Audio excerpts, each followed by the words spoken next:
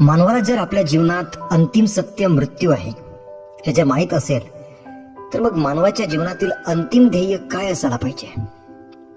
चला तर मग जाणून घेऊया की माणसाच्या आयुष्यातील अंतिम ध्येय काय असते. कधीतरी आपण पर्वतावरील शिखरावर चढून पाहावं. आपण जसं जसं वर चढत जातो तसं तसं खाली पाहावं. झाडे गवत लुप्त होत जातात नाही का. पुन्हा आपण वर चढतच गेलो तर काही वेळेत जीव जंतू प्राणी लुप्त होऊन जातात आणि अंतिम शिखर पोहोचेपर्यंत सगळं काही लुप्त होऊन जाते. तसंच मानवाच्या आयुष्यात सुद्धा अहंकार मीपणा असेल तर सारे गोष्टी आपल्या जीवनातून लुप्त होत जातात आणि आपण जर त्या शिखरावर आपला लक्ष केंद्रित केलं तर त्या शिखरावर फक्त शांतीच असेल. तसंच आपल्या जीवनाचं सुद्धा असतो.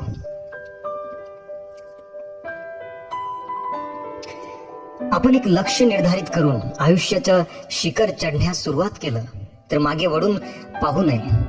तेव्हाच आपल्याला अंतिम शिखर गाठता येईल आणि त्यासाठी आपल्यामध्ये त्याग करण्याची भावना हिम्मत असणे तेवढेच गरजेचे आहे. कारण त्याग या भावनेतूनच प्रेमाची व्याप्ती आणि तोच प्रेम आपल्या यशाचे कारण असतो.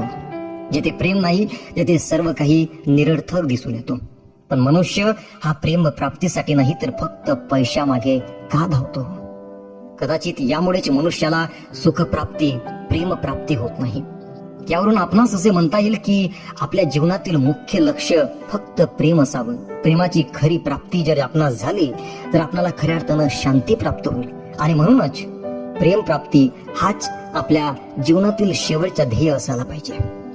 प्रेमाविना इथे सर्वच दुःखी आहेत. कोणीही सुख प्राप्त करू शकत नाही कारण आपण स्वतःला दुःखी कष्टी दाखवण्यात असतो.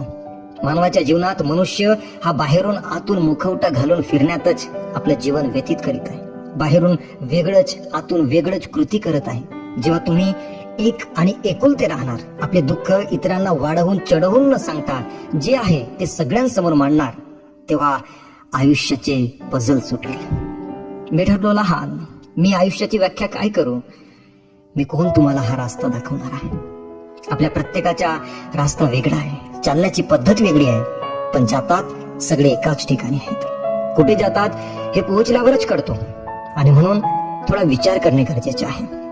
पैसा हा फक्त काही क्षणापुरतं आपणास भौतिक सुख देईल, मात्र प्रेम त्याग हा जीवनभर साथ देत राहील. याची जाणीव करून देणे तेवढेच गरजेचे आहे जेवढं आपल्याला आपला ध्येय निश्चित करताना विचार करणे गरजेचे असते.